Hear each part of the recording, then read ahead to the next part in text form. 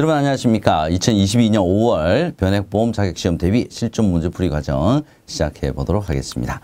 자, 첫 번째 문제 한번 보겠습니다. 주식을 매입한 사람은 발행회사가 지정한 기관에서 명의개설을 해야 되죠. 이름을 바꿔 쓰는 절차입니다. 그래야 그날부터 주주로서의 권리를 갖게 됩니다. 보통 증권회사를 통해서 매매를 할 때는 자동으로 명의개설가 되기 때문에 사람들은 잘 모르는 거죠. 이 절차 명의개설 반드시 알아두셔야 되겠습니다.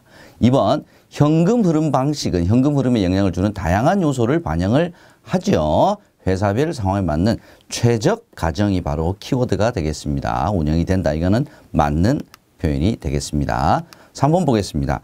변액보험과 실적 배당형 상품, 일반적으로 펀드 말하겠죠. 투자신탁의 공통점은 실적이 악화되더라도 지급되는 보험금이 최저보증은 일단 변액보험에만 적용이 되는 것입니다. 또한 지문이 조금 좀 애매한 부분이 좀 있긴 한데 실적 배당형 상품은 실은 보험금이라는 표현을 잘 쓰지는 않죠.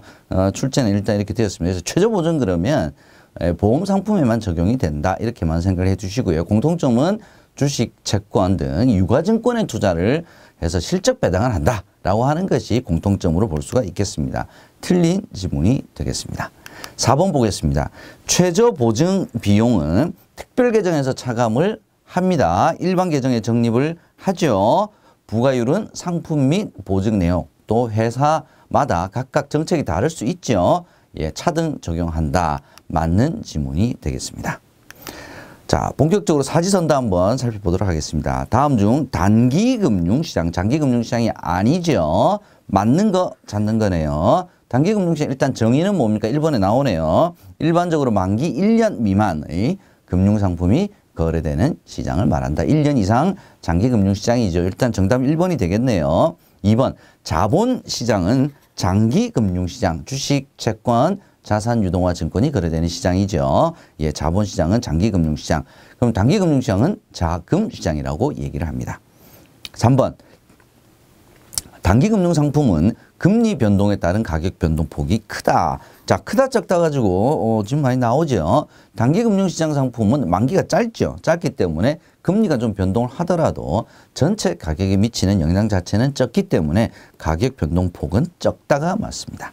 4번 주식시장과 자산유동화 증권시장이 거래되는 시장은 자본시장, 장기금융시장이 해당되겠습니다. 그래서 정답은 1번이 되겠습니다. 6번 보겠습니다. 다음 보기에 괄호 안에 들어갈 알맞은 말은 어떤 건지 한번 살펴보죠. 금융통화위원회의 기준금리 결정은 금리 결정이네요. 초단기금리. 초단기금리 딱 그러면 이제 나와야 되는 키워드는 뭡니까? 바로 콜금리가 되겠죠. 콜금리에 즉시 영향을 미치고요. 장단기 시장금리, 대출, 예금, 금리의 변동으로 이어지고 장기적으로는 궁극적으로는 실물경제활동, 즉 부동산과 같은 실물경제활동에 영향을 미치게 된다. 그래서 정답은 1번 초단기금리, 콜금리를 의미를 합니다. 7번 보겠습니다. 다음 표의 투자신탁, 수익증권, 일반적인 펀드죠. 투자회사, 회사의 형태를 갖춘 펀드, 투자회사, 뮤추얼 펀드의 비교 내용 중 틀린 것은 자, 투자신탁과 투자회사의 가장 큰 기준은 이제 비교 기준은 구별하는 기준은 뭐냐면 이게 금융상품으로 만든 거냐, 투자신탁 아니면 회사, 법인의 형태로 만든 거냐, 이게 가장 큰 기준이 되겠죠. 그게 따라서 모든 게 달라집니다. 그래서 설립 형태는 투자신탁은 계약, 신탁에 의한 것이고요. 투자회사는 법인, 주식회사로 설립된다. 이건 맞는 표현이 되겠죠. 자, 2번 투자자의 법적 지위는 투자신탁은 상품이기 때문에 금융상품이기 때문에 주주가 아니라 수익자가 되겠습니다. 그리고 투자회사 뮤추얼 펀드가 바로 회사, 주식회사로 법인으로 설립하였기 때문에 투자자의 법적 지위는 주주가 되겠습니다. 그래서 일단 정답은 3번 법적 지위가 틀렸죠. 발행유가증권은 수익증권, 주식, 관련 법률은 신탁법, 자본시장법이 투자신탁이고요. 투자회사는 법인이기 때문에 상법에 관련 법률이 적용이 되게 됩니다. 자본시장법 같이 적용이 되고 있습니다. 8번 보겠습니다. 다음 중 유상증자의 종류, 유상증자 여러 가지 종류가 있었죠. 예, 그 종류와 설명이 맞게 연결된 거 한번 찾아보겠습니다. 주주 배정. 일반적으로 주주한테 먼저 배정하는 거죠. 기존 주주들에게. 새로 발행되는 주식의 인수권을 기존 주주들의 보유 지분에 비례하여 배정을 하고요. 실권주가 발생하게 되면 이사회 결의에 따라서 그 처리 방법을 결정하는 방식이 바로 주주 배정이니까 1번 일단 정답은 맞는 지문은 1번이 되겠습니다. 2번 제3자 배정 보겠습니다. 신주 발행 시 기존의 주주에게 배정을 하지 않고 일반 불특정 다수를 대상으로 공개 모집. 예, 이게 일반 공모를 설명하는 거네요. 그죠? 예, 그러면 3번 일반 공모에는 어떻게 설명이 되어 있는지 한번 보겠습니다. 제3자에게 인수권을 부여를 한다. 예, 제3자 배정에 관련된 거니까 2번, 3번이 일단 바뀌어서 설명이 되고 있네요. 4번 직접 공모 한번 보겠습니다. 인수기간을 통하지 않고 하는 것이 직접 공모죠. 그죠? 예, 인수기간을 통하게 되면 직접 뭐 할 의미 자체가 틀려지는 거죠. 발행회사가 직접 타인의 책임과 타인의 책임이 아니라 자기의 책임, 자신의 책임과 계산에 따라 신주를 공모하는 방식이 되겠습니다.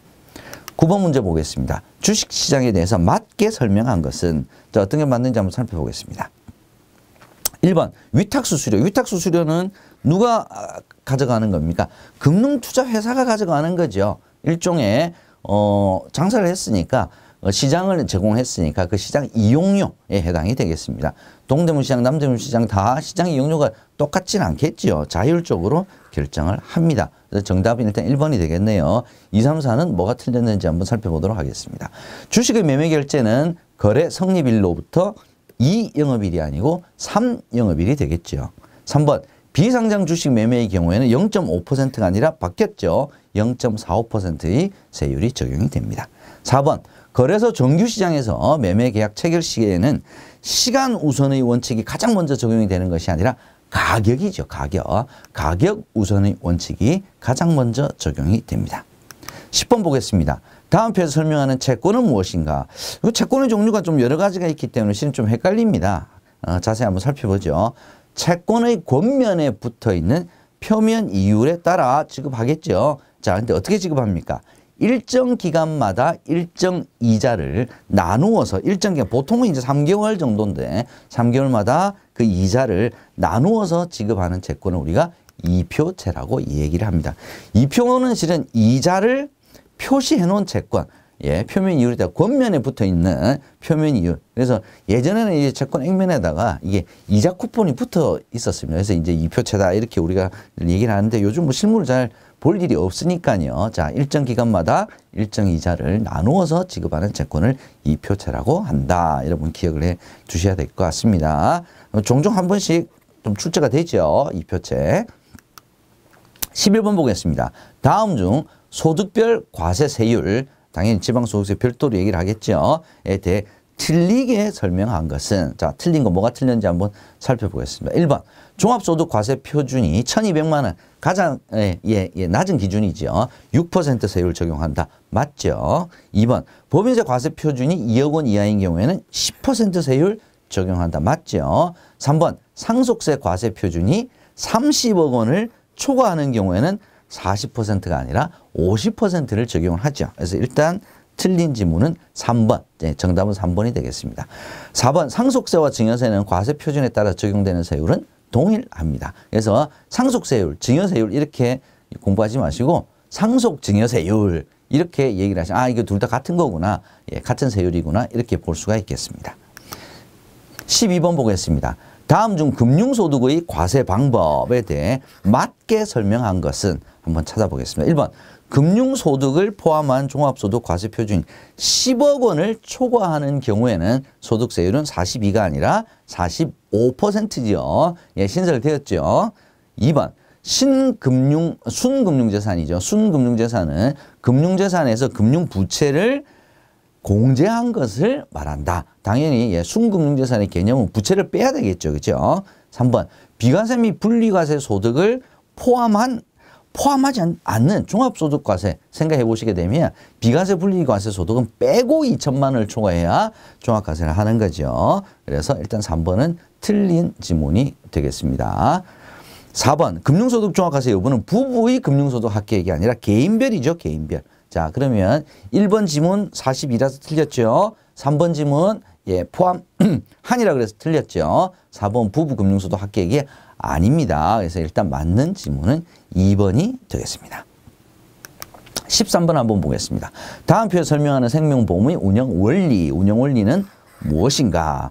주사위를 주사위 딱 나오면은 여러분들 딱 이렇게 머릿속에 떠오르셔야 되겠죠. 자, 10번 던져서 10번 모두 주사위 눈이 1이 나올 확률은 뭐 그럴 수도 있죠. 근데 10,000번을 던진다면 10,000번 다 1이 나올 확률은 거의 없이 거의 1, 2, 3, 4, 5, 6, 6분의 1에 근접을 한다. 바로 대수의 법칙을 설명을 한 지문이 되겠습니다.